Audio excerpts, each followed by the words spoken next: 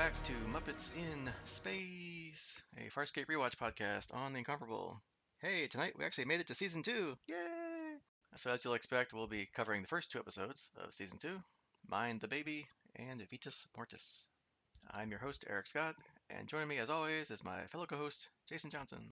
Yeah, don't mind me. I'm just over here trying to work out a rejuvenation ritual. Nothing to see. Thank you. Yeah, I heard those don't quite go according to plan usually, so I guess you gotta be careful with that. Yeah, we might lose some outer plating or something. It's no big deal. Yeah, minor hull breaches here and there. No big deal. Nothing to worry about. Yeah, I'm sure there's a plug laying around here somewhere that we could use. It'll be all right. Yeah, it's just the right size, as always. As always. All right, so let's jump on into the exciting season 2, episode 1, where hopefully they'll resolve everything that happened at the end of season 1. Let's find out. All right, so season 2, episode 1, Mind the Baby. We open with Zan, Chiana, and Rigel on Moya, and they're about to be attacked by a Sheyang vessel for some odd reason. Rigel wants a starburst, but Moya can't, and Zan's gone a bit mad or crazy from losing the other people from last episode, when suddenly the Sheyangs open fire. After the credits, then we cut to Crichton with Dargo. They're somewhere, some kind of room. Dargo is still unconscious, and apparently the previous scene was a dream that Dargo was having, which I did not quite understand on the first watch. I had to back it up a couple times and try to figure out what was going on there. Dargo suddenly awakens on hearing Crichton's voice and asks him if he's dead. He thought they were, but Crichton tells him nope. Aaron managed to pick them up just in time, of course. Meanwhile, Aaron, in her prowler, communicates with Crais, who's aboard Talyn, and mentions an agreement that they have.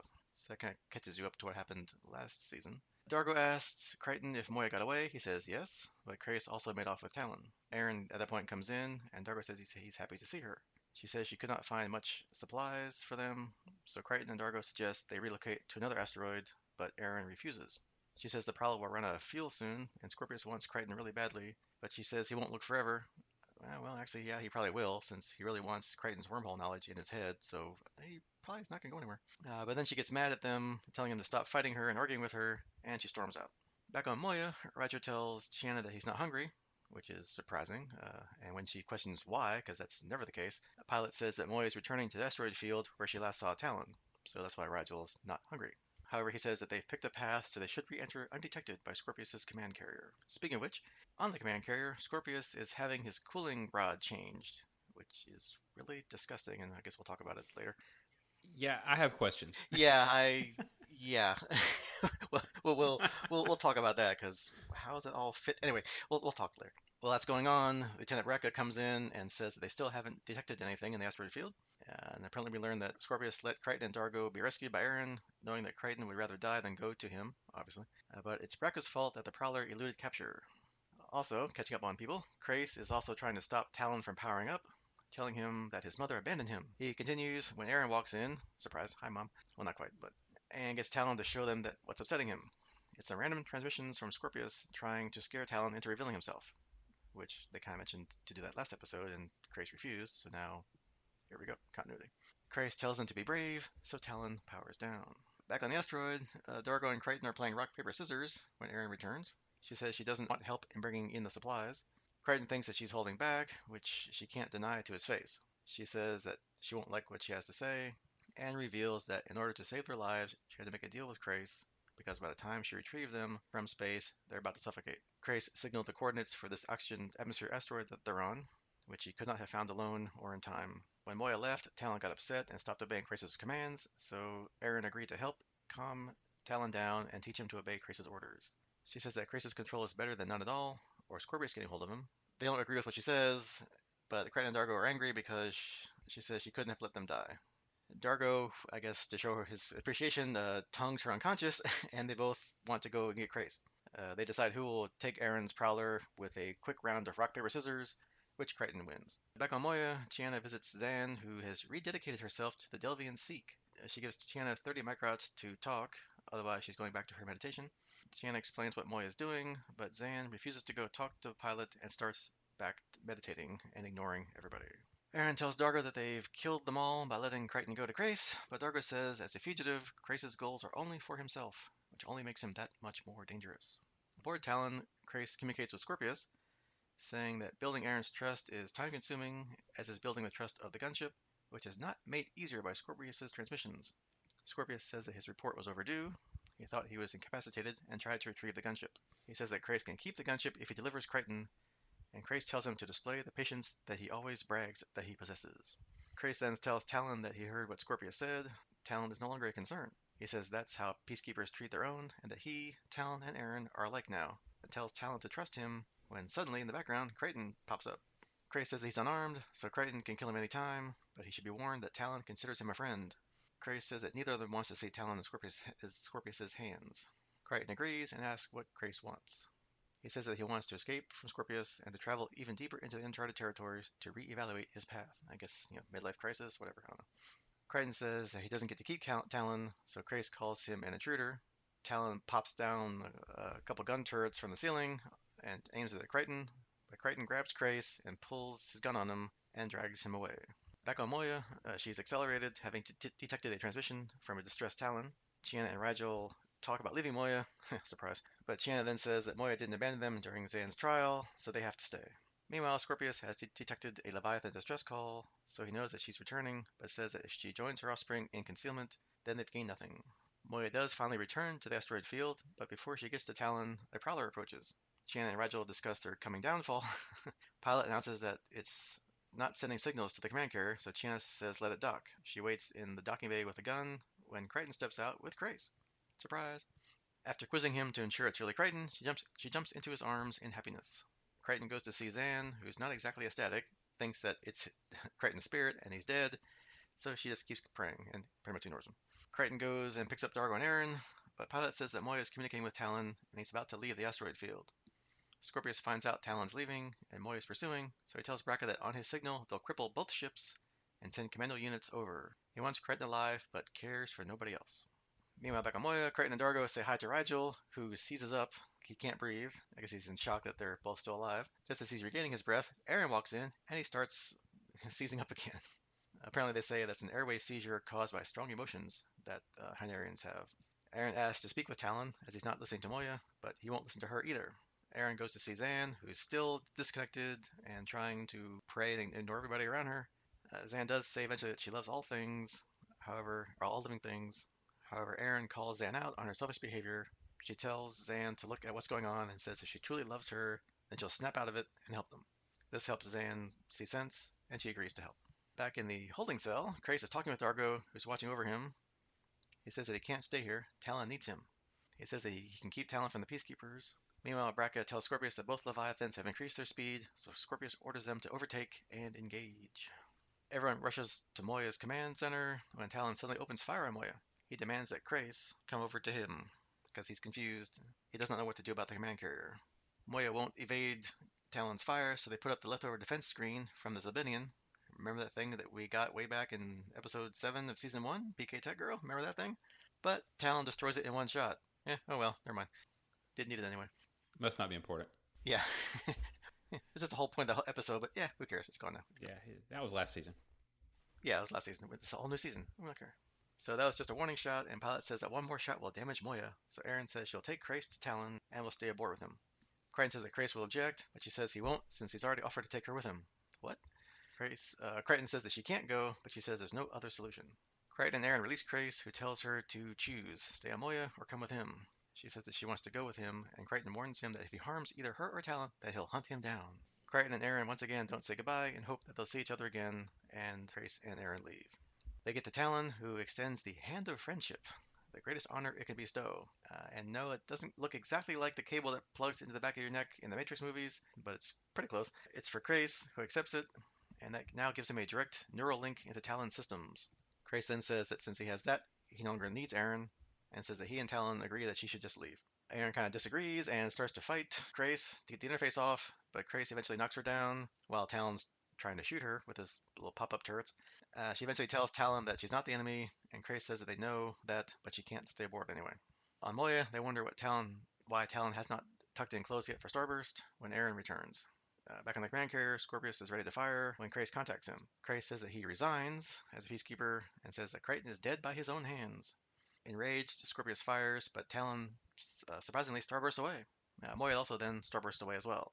Scorpius rather coldly wants Brekka's tactical expert, who said that Talyn couldn't possibly be able to starburst for at least a whole Arn, brought to him so he can quote unquote educate him, which probably can't be good.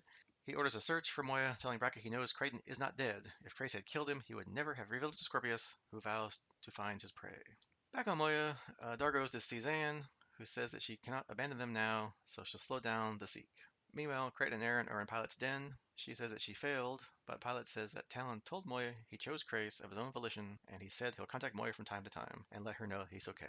Aaron asks Crichton if he'll be okay, and Crichton says he'll make mistakes since he's young, Talyn, but he'll be okay. She doesn't think Crais will mistreat him since he could have killed them at any time, but didn't. She says maybe he really has changed. Crichton says that yes, he's changed, and she's changed, but Crais, who knows? The end. All right, some trivia about Mind the Baby.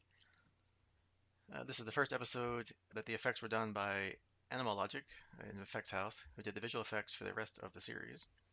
I did notice that the starburst looked a lot better in this episode, or not better, but different. You know. Yeah, at least Talon's did. That looked kind of neat. Yeah. Andrew Prowse states that Luxons have two of everything, suggesting that Dargo could play rock, paper, scissors with himself. So he has two brains? Anyway, that's kind of weird, but whatever. This episode was intended to be the second of the season and was filmed that way. It was to take place after Reunion, which that name was ultimately changed to Dream a Little Dream and aired as the eighth episode. So it'll be kind of interesting to see how that kind of shakes out as we watch the other episodes to see how they wanted to start the season. That's kind of interesting. We'll get there, but maybe that has something to do with why their Moya was being fired on at the beginning of the episode. Could be. Yeah, hopefully, because that makes more sense than what we saw. But Yeah. and also by delaying this episode until the second of the season, it gave the production team a bit more time to figure out what really happened in Family Ties. That was the last season one episode. Rockney O'Bannon said, when we designed that cliffhanger, we had extremely nominal what if ideas that we tossed back and forth. We had been focusing more on how much we could ladle on and make Family Ties as spectacular as possible, which it was. To be honest, there wasn't any substantive conversation about how we resolve it, which I think is fairly common in TV. You'll know what you'll do. You worry about that later after summer vacation. Yeah, paint the paint the characters into a corner. Let the next writer figure it out. Yeah. There's a lot of communal work on solving the problems of it. The largest portion of that from Ricky Manning, who became the guy who always had to clean up, tie up loose ends, and work out the details of solving cliffhangers. It became his specialty. The Sci-Fi Channel didn't give too many notes to the production team about season two, and O'Bannon's recalled that the series had evolved by the end of season one to a place where the network was far more open to the notion of multi-arc episodes. The biggest story change that came out of season one was how we designed stories. As we got into season two, they were not just accepting, but openly requesting multi-part episodes. Also, in this episode, Dargo's appearance had changed slightly. His face was more tanned, and David Elsie, the makeup artist, makeup team, justified that as being due to Dargo's exposure to space. Something I usually notice but didn't this time was apparently a puppeteer's hand is clearly visible at the bottom of the screen when the Hand of Friendship, little snaky tube thing, is offered to Crais. I didn't catch that. And due to editing in some regions, it wasn't made clear back in A Human Reaction in season one whether Aaron and John actually slept together. And this episode, basically, they just come out and say that they did. So that answers that question. All right. So, what did you think of the kickoff to season two? I would say it's a good episode. I don't know that it would stand a whole lot on its own, but as a follow up to Family Ties, am I getting that right? Mm-hmm. The last episode, I think they had some good resolutions. Knowing that they didn't know going in makes it from the trivia even makes it a little more interesting to me because watching it, it felt like they definitely flowed straight through. I'm sure we'll hit some of the beats and some of the questions that don't quite make sense. But overall, I mean, as far as enjoyable episodes to watch, I think this one was pretty high. Yeah, because I think we mentioned that how are they? This was supposed to be this was episode two, so kind of like what was episode one supposed to be?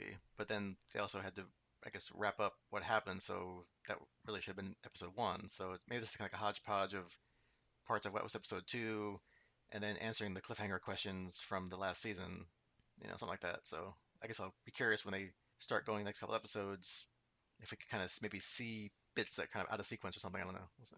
Yeah. And like you said, that first opening with the Sheang firing on them, that was like, what is going on? What is this? Where did these guys come from? And then, but at least it was good that they kind of picked up. Apart from that, at least they picked up pretty much where season one left off, right? we didn't see John and Dargo getting saved, but we didn't really need to. Just that they were, and they weren't back yet on Moya, right? Yeah, I mean the John and Dargo part, I was completely good with. Sometimes you can just pick up, and we knew they weren't going to get left out there, so that's fine. The Cheyenne thing, yeah, yeah, like I said, the trivia maybe makes it feel like we might be missing something, or it might have just been editing out of order. But that one made no sense. I was glad to hear that I wasn't the only one really confused at the beginning, because I was like, who are these people? Why are they shooting at them? And then I don't even think we get a call back to it later. It just is like, yeah, that was not important. Don't worry about that opening. Yeah, it was all a fever dream from Dargo, I guess. Okay, sure, whatever. I don't know why he would dream about that, but okay. Well, I guess to make it seem more dramatic than the ending of season one, which was dramatic with them hanging in space and from a flaming moon. But okay, sure. Yeah, yeah. Let's move on. Yeah, we don't need a flaming moon. yeah. But at least it gave them opportunity to have, more fun that we've come to expect from Farscape with our characters, right? Like, we have, well, John and Dargo are waiting for Aaron to come back with food or water or whatever she was doing. They got to play rock, paper, scissors, which Dargo kind of says isn't logical since rock should beat paper because rock tears paper. And John keeps saying that's not the point of the game. That's not how it works. Yeah, logic maybe that be the most important part of rock paper scissors. I'm not sure. So Yeah, yeah, it's just supposed to be to have fun and to waste time. And then, of course, we get some good drama as, Aaron, we see what she's been up to, which apparently is making deals with Crais, because I guess she doesn't want Talyn to get corrupted, or I guess for some reason Crais is still hanging around, probably because he can't leave yet, because Talyn can't starburst. And then, yeah, Dargo, John, and Aaron kind of have a little tiff that kind of brings back the callback that, oh yeah, Lexus can knock people out with this little sedative or poison they have in their tongues. yeah, so here's where my main problem with this episode. It took me a little bit to get past it. Was the plan, right? I say plan like Aaron had one. Maybe she didn't. Maybe she was just reacting. But I don't understand the thought process and what she was accomplishing with Crais. Why not just go kick Crais off of Talyn and move on? That whole bit just didn't make any sense to me. Yeah, because it seems like Talon, at least ending of last episode, which I don't know how long it's been between now and then. I can't imagine. I guess this Dark was out for a couple of days, right, or something. But yeah, I guess how much pull can Crais have on Talon, right? I mean, he didn't really have much last time, so I mean, Aaron has more control over Talon, so yeah, like why they didn't, yeah, like what's she trying to do, and then also. I guess putting off getting them maybe two, they could have taken Dargo and John to Talon, and they all could have been together in one place. And then if Moya showed up, great, everybody can leave. If not, then at least you have a Prowler and Talon that they could, run further into asteroid field or something. I don't know. Yeah, because obviously there's oxygen on Talyn, so they didn't need the asteroid.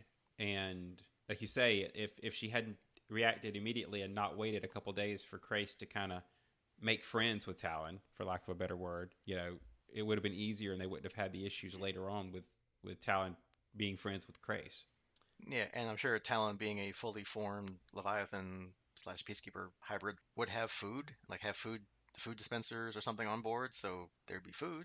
So they would be starving to death, and I Crais guess is eating something, right? So I'm assuming. Otherwise, it's gonna be a real short trip, wherever they go, because there's no food. Which I guess Aaron doing her quote unquote plan. I guess she couldn't bring back food cubes or food wafers from Talon. Otherwise, be like, hey, this is Leviathan food cubes. Where'd you get those from? Oh, I just found them around. So.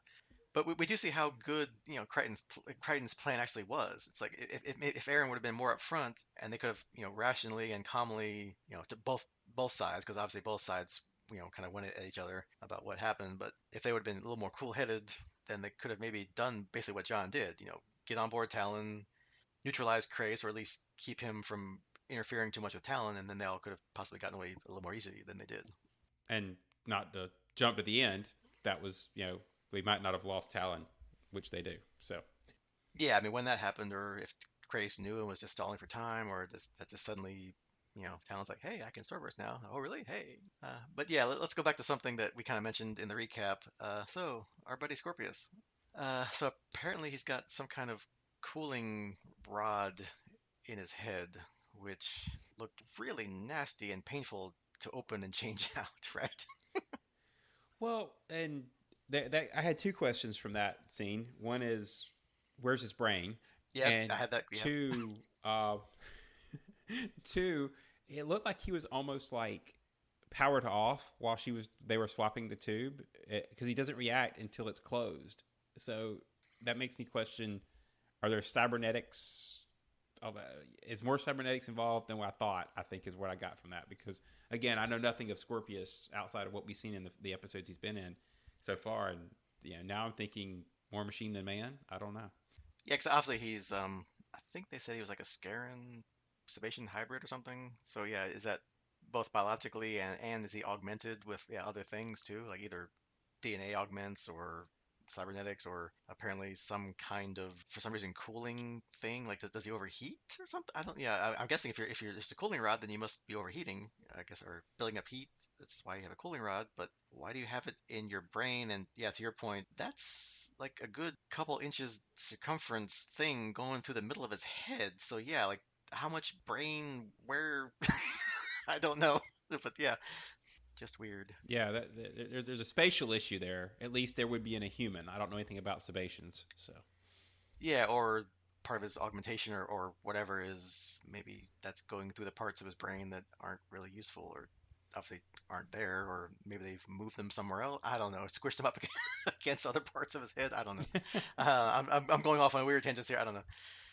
But I do remember that obviously from later episodes that, since I watched, at some point, past this when I started watching. So I'm sure if they show it and kind of made a little big deal out of it here, that I'm sure we'll see that again at some point. yeah.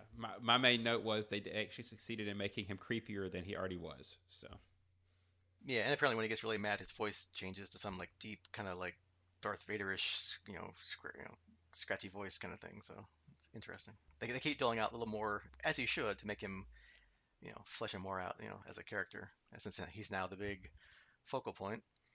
Since yeah, which kind of that's true. which kind of dovetails into my next point. Speaking of which, Crais, the former big bad, looks like he's still kind of playing every angle possible to stay alive. You know, he's making deals with. I guess he possibly made a deal with Scorpius last episode that we didn't really see, which is why I guess Scorpius let him off the ship to go try to get Crichton. So I guess Scorpius still thinks he was working with him, sort of. So he's trying to play that side.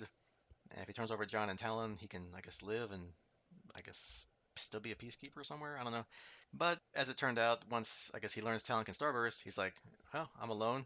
Okay, never mind. I resign. See ya." Yeah, which I'll give them credit. That's a neat twist because usually in those situations, that doesn't work out for the. I'm putting quotes around this bad guy, right? I mean, usually it's very rarely do they survive these kind of things. They'd been easy to just kill him off and walk away. So now we've got another bad guy question mark out there floating around with a killer starship. Yeah, because I mean, probably he realized that Scorpius probably would just wind up killing him anyway. So, but he would go back, I guess, if he could. But I guess since Talon could starburst, then that kind of changes the calculus there. And yeah, I mean, to like John's point, it's like, yeah, we've all changed, but has he really changed? And Dario even said like, he's basically by himself, so he's even more dangerous. Not really sure what he's gonna be doing, but he's got like an armed Leviathan slash Peacekeeper gunship. Yeah, has he changed or is it just a midlife crisis? So Yeah, he's got the hot Ferrari, he's got the hot red car. He's old, he's gonna go out and I don't know, sow his wild whatever oats or whatever version of that they have out there. I don't know. And then we get, I guess, the usual what we know about Farscape, like the nice scenes with the rest of the crew. We have the obligatory, hey, things look bad, let's just bail and leave Moya and Pilot alone, which Chiana and Rigel are talking about, and Pilot's overhearing, and you can see Pilot's getting a little annoyed, which of course, rightly so, and I guess that would also annoy the audience because it's about the 45th time that when the going is tough, at least some of the crew wants to bail, right? yeah, although to their credit in this situation, they actually talked themselves back out of it, so they didn't require anybody else to straighten them out. They kind of worked themselves back around. I was waiting for Pilot to be like, I can hear you guys talking, and I guess Zan, for some reason, in the middle of being lost or possibly attacked or found out, decides to just ignore everybody and just focus on meditating to try to continue back on her path to priesthood again that she's given up in the prior episodes. And it takes kind of Aaron calling her out on it, and then kind of basically figuratively slapping her around, like, snap out of it. We're all in trouble. You can't just kind of sit here and just veg out, so to speak, because she's a plant. Anyway, you just can't zone out here. You got to, snap out of it and help us all here. Yeah, questions about this one too. The beginning when you see her and she's really freaking out, and then almost immediately you snap into her in meditation. That didn't flow smoothly for me to kind of understand how we got there, but I did enjoy the scene of Aaron snapping her out of it.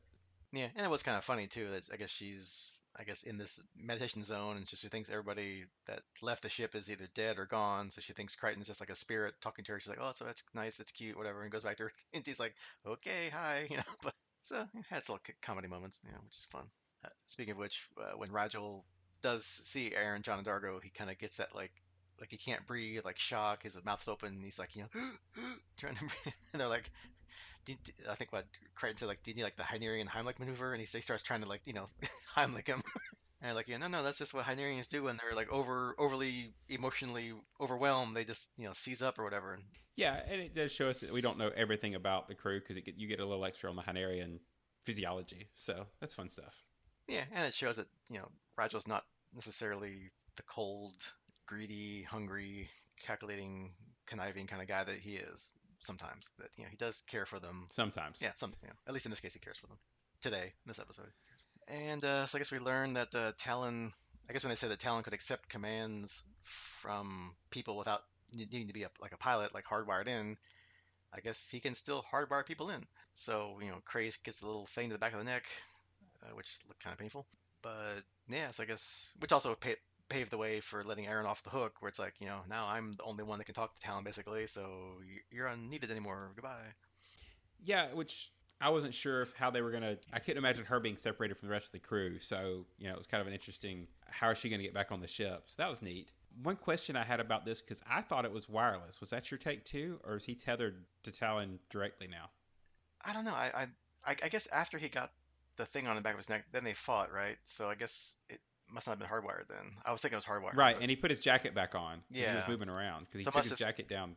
so that must be just a thing to deliver the neural interface to the back of it, and like I guess attach it and drill it in or whatever they did, attach it onto his back of his spine, I guess. So yeah, I was thinking at first it was tied to that umbilical thing, which would be kind of weird because then you kind of can't move around the ship, right? It'd be kind of stupid, but yeah, Yeah, I think it shot it at him, from that umbilical thing. So it was kind of weird, but yeah. And like I said before, I usually catch those little continuity or like those, like the boom mic shadows or the weird stuff, and I didn't notice the guy's hand, I guess, holding up the snaky umbilical cord thing. So.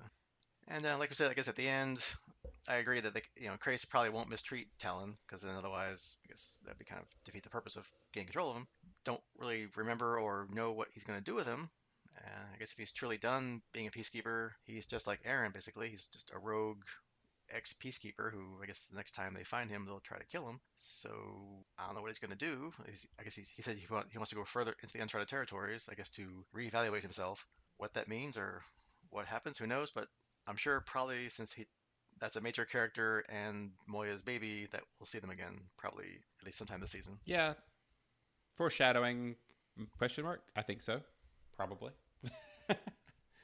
That's a big setup not to have them, like you said. So Yeah, because half of season one, Moya's pregnant and then finally has the baby, and oh, it's great. Oh, he's gone.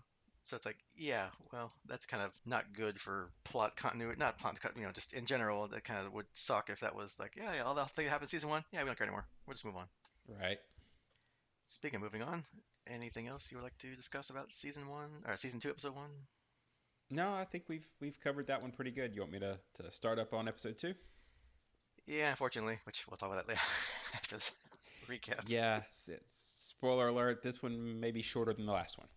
Very, very, very short, but we'll see. Season 2, episode 2, Vitas Mortis.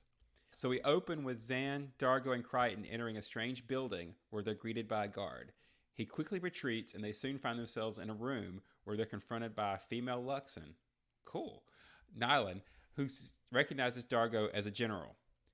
He quickly tries to leave because she's an Orican. She tells him not to go and calls him closer.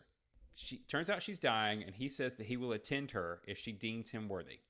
She judges him, but finds him unworthy and throws him back, proclaiming him a fraud. Dargo says that he wants to leave, but Zan tells him he shouldn't. She tells Crichton that Nylan didn't mean to harm Dargo. She's an Orican, which is a holy woman revered by all Luxons. Dargo says that she called him a fraud because he's not a real general, even though the markings on him suggest that he is.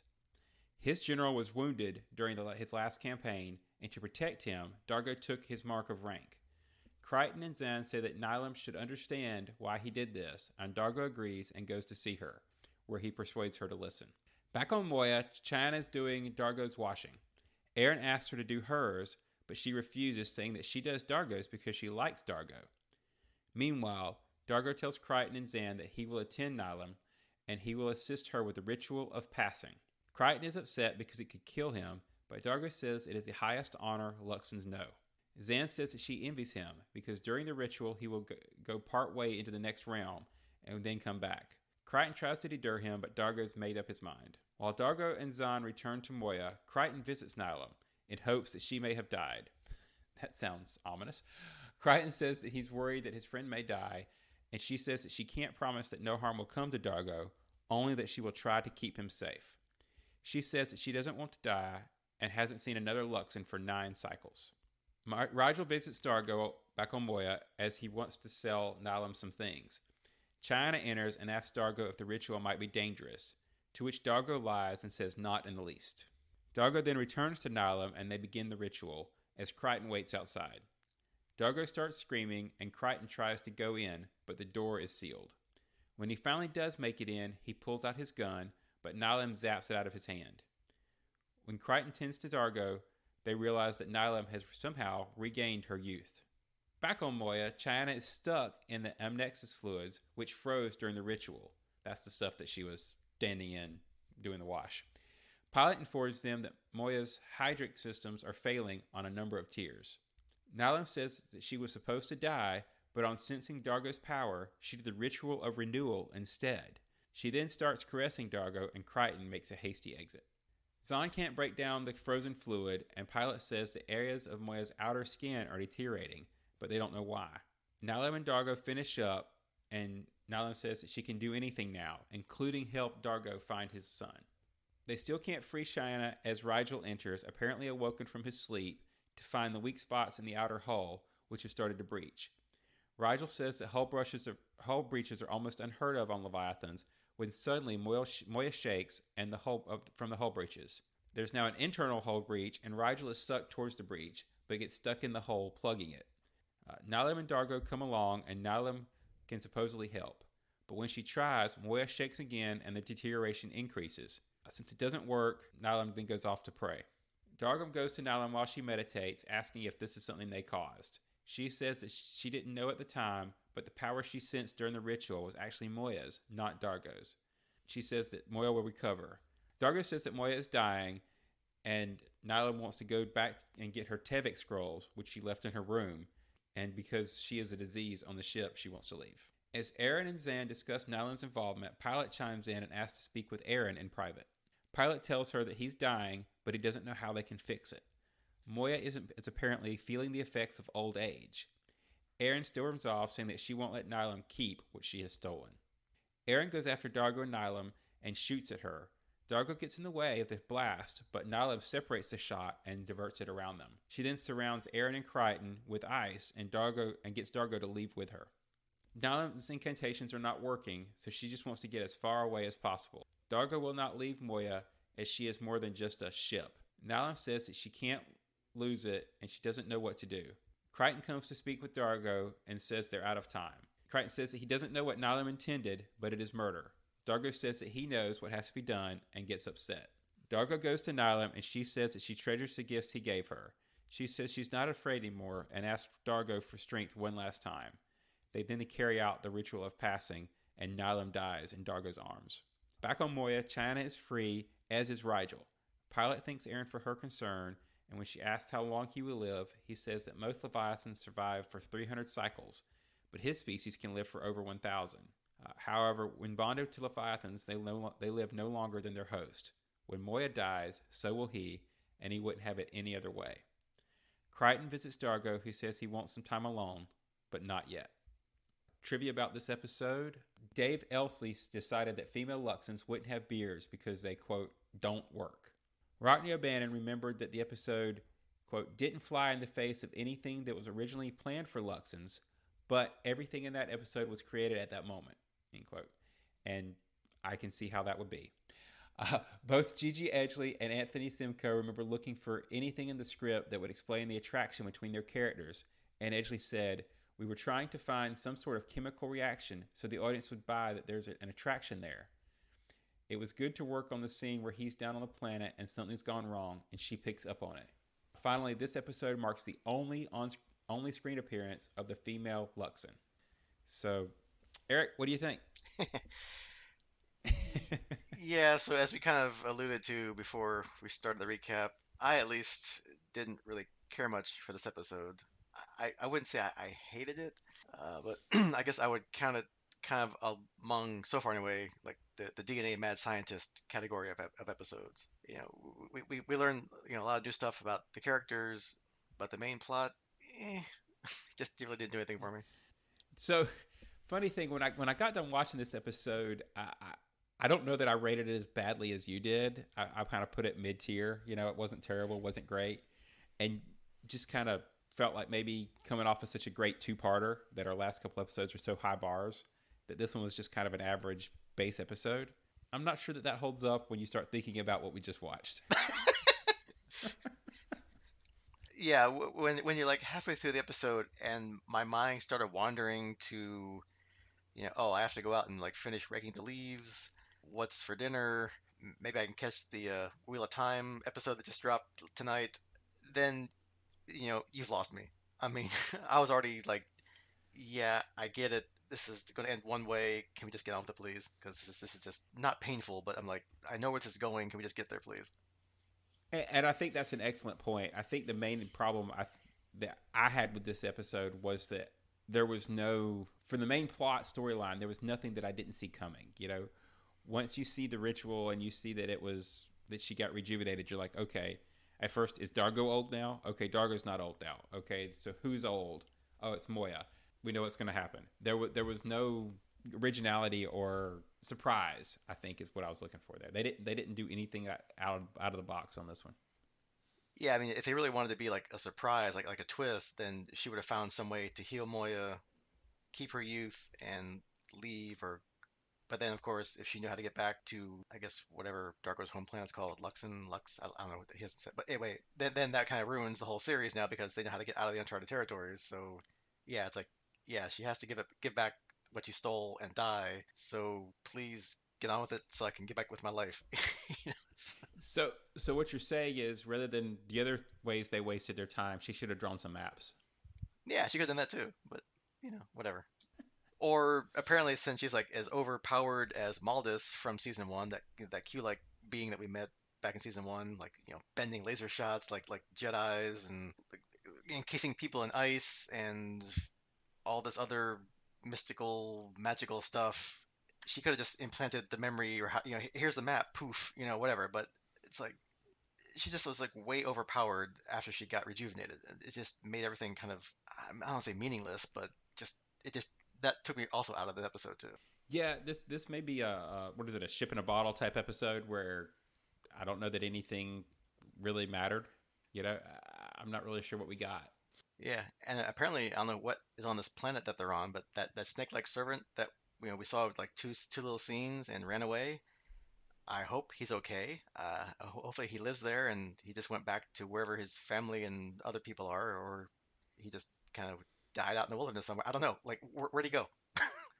Well, she was evidently such a pleasure to be around. I can't really blame him. So Yeah, yeah, I mean, he was really skittish. He didn't like anybody, so maybe it's his chance to be like, never mind, she's taken care of now. I'm out of here.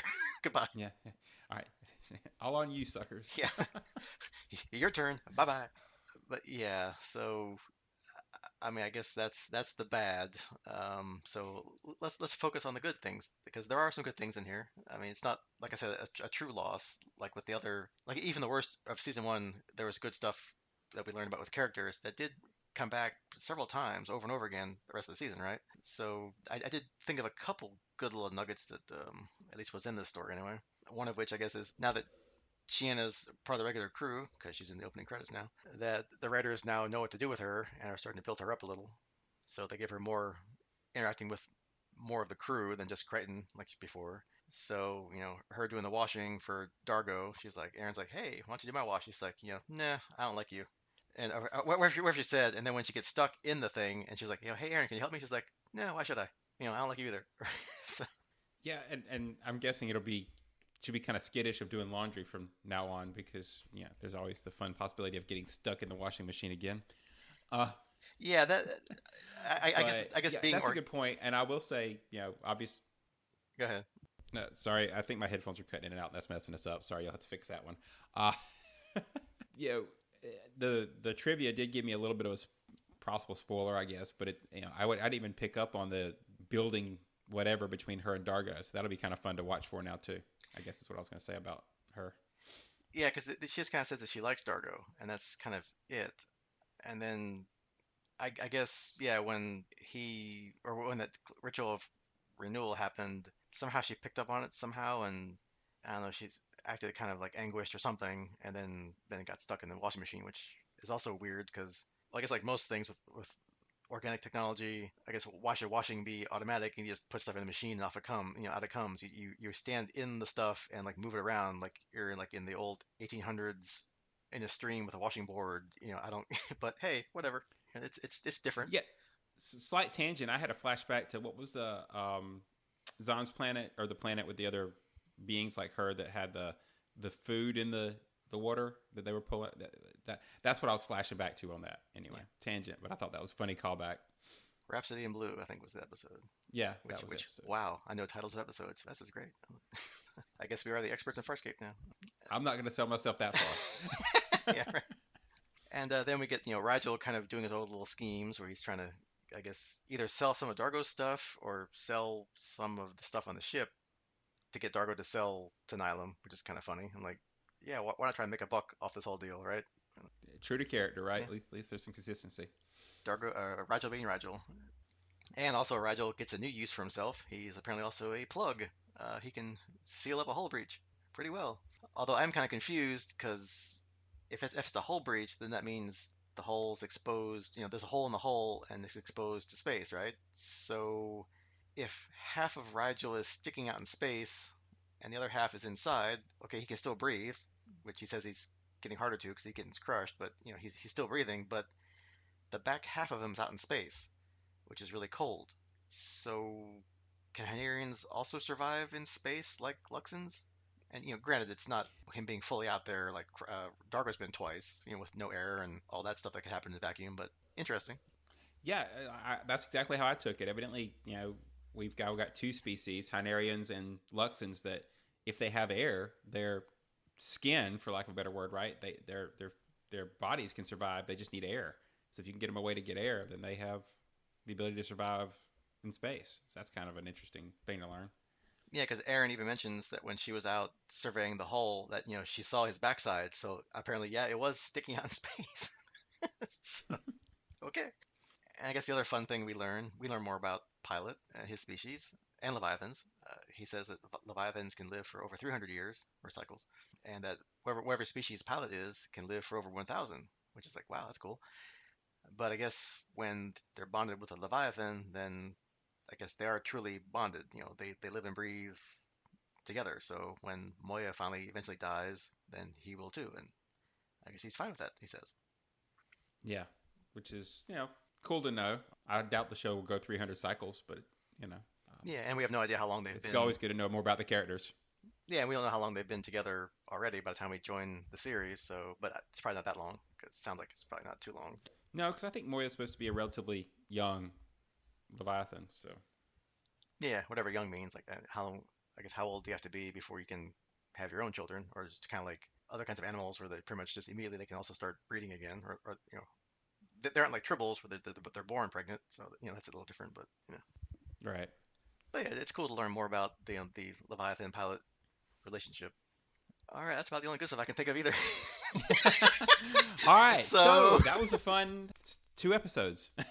I mean, it was what it was. It was a simple plot and a simple resolution, and interspersed with moments of other character work that I'm sure we'll remember more about that in later seasons and later episodes than we will about what happened as the main plot of this episode. Because since it said in the notes that this is the only time we see female Luxans, that we'll never see another one again. So, for lack of a better No, reason, or I don't know why, but there you go.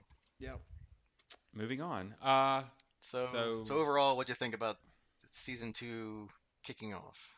yeah, I think that Well, we were joking before we started recording that yeah, we've had the best and worst episodes of the season so far because we're two in and we've had a good and a bad. Yep. The the fear for me on this, and I'm not going to say this is too negatively because overall this show has a great track record. But if you consider episode one to be part of season one, right? Because it was part of a two-parter carryover, then we're not off to a great start on season two because this is the only standalone episode. But like I said, we had some clunkers in season one, so we'll just hope they pick up the ball and do better next time. Yeah, I mean, with 22 episodes a season, not all of them can be winners. And as we've seen from modern day storytelling of like 6 and 8 episode seasons, not all those can be winners either. So at least as a percentage, having a couple clunkers is better than, for a longer season than having a couple clunkers in a really short season. So, but with anything, as we watch more of it, we'll appreciate it more or less. Hopefully more, since we're still doing the podcast, so we like it. So Hopefully more. that's why we're doing this. That's right. All right, so next time, if you're keeping score at home, we'll be covering episodes 3 and 4. Episode 3 entitled "Taking the Stone," and episode 4, "Crackers Don't Matter." I could make probably a bad joke I don't want to make about that one, but playing our game of what the heck does that mean? Yeah, they're getting a little more hard to just take a wild guess. Taking the stone. I kind of thought like like romancing the stone. So maybe it's something like a jewel heist or something with some kind of valuable jewel or something. Crackers don't matter. Yeah, like I'm not gonna make that joke. I don't know. I mean, maybe like food wafer, like they're kind of like cracker shaped. Maybe some kind of issue with food or something. Probably not, but I don't know. Yeah, the only thing I would have to add because I've been in Wheel of Time mode lately is the stone could be a fortress. That's not a great analogy to hear, so who knows?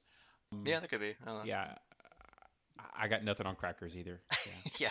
so I mean, they're cute titles. I love their titling. So I guess we really haven't had to name drop the title yet for a little bit. So somehow I don't think they're gonna name drop these words in the next episodes. But stranger things have I don't happened. know. I can hear I can hear Crichton saying something about crackers, but yeah, Yeah, maybe. And with some kind of quip or something. I'm trying to think what late 20th century Earth reference that might relate to, but I don't know. Nothing comes to mind. So no, I don't have it. yeah. But hey, we'll find out. So that's your homework. And we'll see if our guesses match the episodes next time, which I'm pretty sure they won't. Goodbye.